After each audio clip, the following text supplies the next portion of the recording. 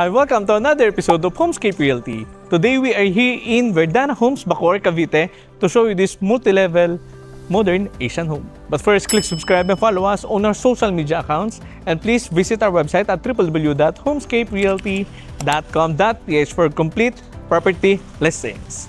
Let's begin our tour.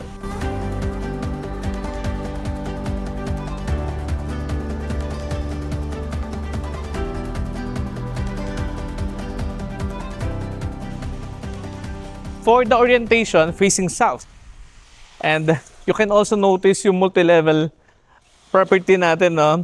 And here sa inyong ground level, we have this split basement. And it can fit up to 6 vehicles depending on the size of your car. Okay, so we have this ramp going down to your split basement with your waffle flooring para non-skid sa mga dadaan dito, no? Okay. So we have this area for your 6-vehicle carport. Dito sa dulo, we have this opening with an access going at the back of the property. Dito sa inyo magiging laundry. So kunyari man after the laundry, perfect spot to dry your clothes in this space. And dito naman, ito yung magiging room for the staff, male and female staff. This is the room with toilet and bath. And ito yung magiging laundry or the auxiliary kitchen. So ito yung inyong L-shaped counter for your food preparation with quartz finish counter. We have this base and hand cabinets for your storage. And dito naman yung magiging space ng inyong laundry with your water inlets and outlets. Additional space, maybe pwede nyo i-improve as a storage area or pwedeng gawin as additional meals or sleeping quarters, no? Concrete flooring dito sa inyong split basement. And what I love in this space, we have this room. Well, you can utilize this space or this room as your guest room or pwedeng as a man cave. This is the area for your maybe sa inyong magiging bed frame. We have your split type AC with own toilet and bath. So, ayan. So, for this room, pwede nyo talagang gamitin to as additional room. Maybe for your elderlies, kung ayaw nilang gumamit na hagdan. Ito naman yung kanilang magiging walk-in closet. And for this room, we also have an access going out on the other side. So, lots of natural light then coming from this sliding door. For the flooring, homogeneous tiles or itong porcelain tiles with marble grain design. Okay, so akyat naman tayo dun sa harapan. Okay, so let's go up. We have these pocket gardens now with adobe claddings and ganda ng vibe in this area. Very welcoming and parang it has the theme ng modern Asian home. So ito yung other side of the property. 5 steps down, going to your additional space. So in this area, pwede nyo pang maximize whatever yung gusto nyo ilagay dito in this area. Ito yung inyong sliding door going dito sa inyong magiging man cave or additional room.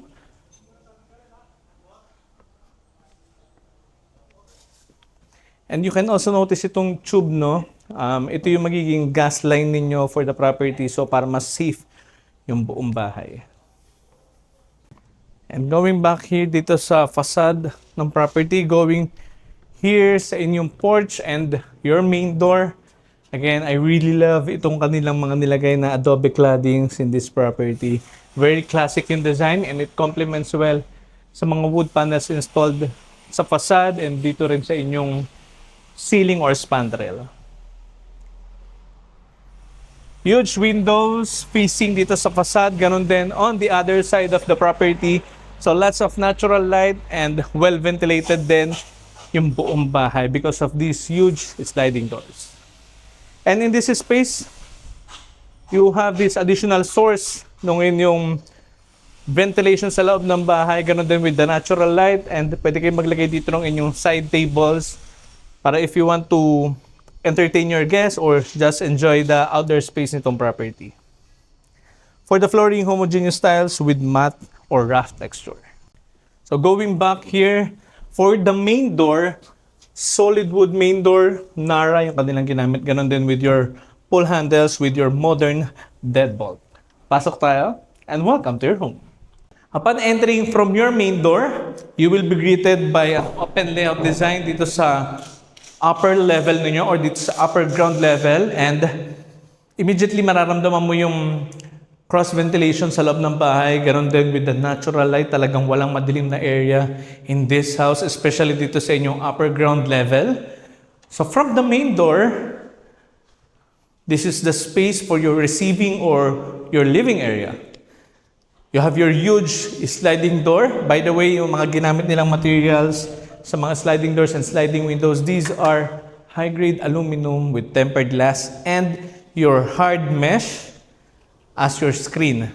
What I like dito sa mga hard mesh na ito, pwede nyo i-lock, so additional security sa inyong property and hindi mabilis masira kapag kunyari man tumakbo yung inyong pets. If you have pets with you, hindi mabilis masira yan kasi napakatibay. So if you have any unwanted visitors in this property, as long as nakalock itong inyong mga hard mesh, wala makakapasok.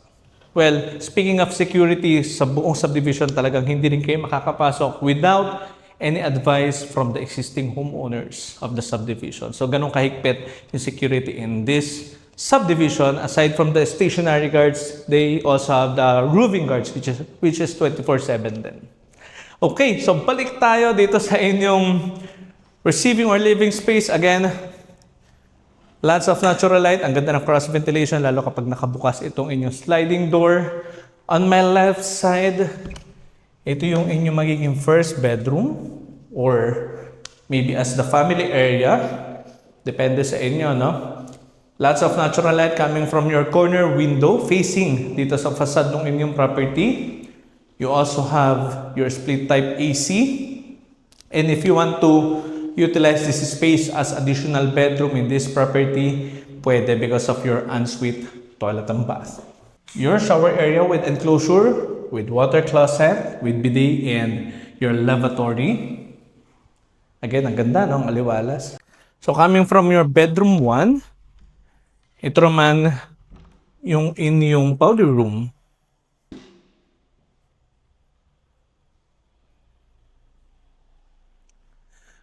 Again, you have your huge split type AC in this space para sa inyong magiging dining area.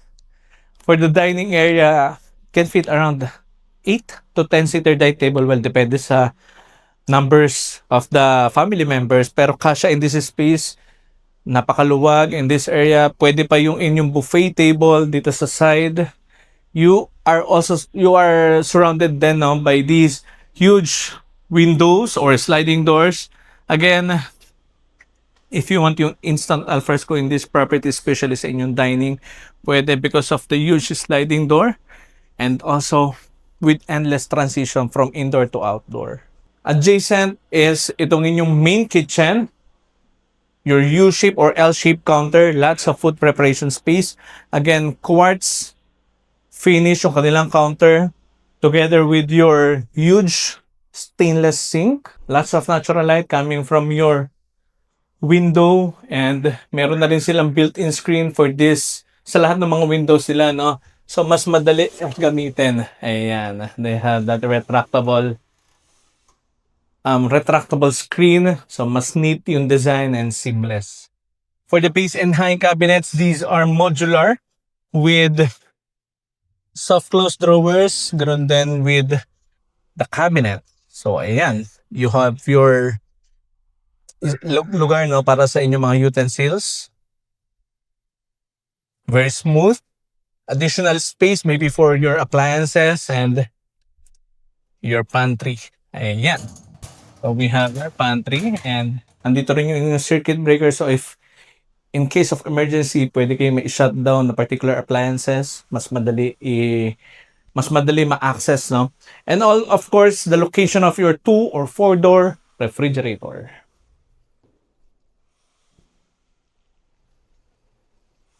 And by the way, you also have your split type AC in this space. So talagang magiging malamig in this area. And by the way, speaking of pantry, no, ito pala yung talaga magiging pantry nyo. So, mas madali mag-store ng inyong canned goods or dry goods. Excuse me lang sa bag ko. Okay. So, all in all, napakaluwag in this space, ang aliwalas. For the flooring, porcelain tiles with marble green design. And you also have this access going down dun sa inyong split level or dun sa basement ninyo or the lower ground level. For the stairs, dito sa inyong flooring, ganun din with the riser, homogeneous tiles with rough texture para non-skid. Again, sa mga dadaan dito, no? So, iyan yung inyong access coming from your basement. So, kunyari man, umuulan, pagdating nyo sa property at least hindi na kayo mababasa going inside of your home. And, by the way, no, ito yung provision niyo for your oven and your gas range with gas line already installed. Very safe gamitin yan, no? Especially sa buong property nyo rin. So, we're done here dito sa inyong upper ground. Akyat naman tayo dun sa inyong third level. For the stairs, solid Nara, ganun din with your handrails. Step lights installed with, ito naman yung inyong frameless tempered glass. Lots of natural light coming from your window. Here's the third floor. We have 3 bedrooms with a suite, toilet, and bath each. So, total of 5 bedrooms in this house. Kung gagamitin yung bedroom 1, yung man cave sa baba, and yung bedroom 2 dito sa inyong second floor or your upper ground level. So, total of 5 bedrooms, excluding the room for your staff. So, ito yung inyong magiging bedroom 3. Your split type AC, huge window, the location of your bed frame, and I also like yung position ng kanilang cabinet na walang dead space on either side para naka-deep cabinets yung design. Almost floor to ceiling din, so lots of storage space. So these are modular, kaya ang ganda ng finish, no? With soft close hinges. Again, huge window and your ensuite toilet and bath.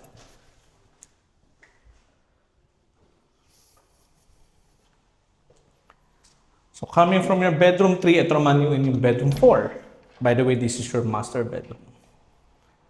Your cabinet, again, almost floor to ceiling. 2 windows on either side. Your split type AC. And ito yung location ng inyong queen size bed. Ang ganda rin ng kanilang layout. So hindi rin kayo mahihirapan mag-access going to your ensuite toilet and bath. Ito yung lugar niyo for your television set. Your lavatory, water closet, and the shower space with enclosure.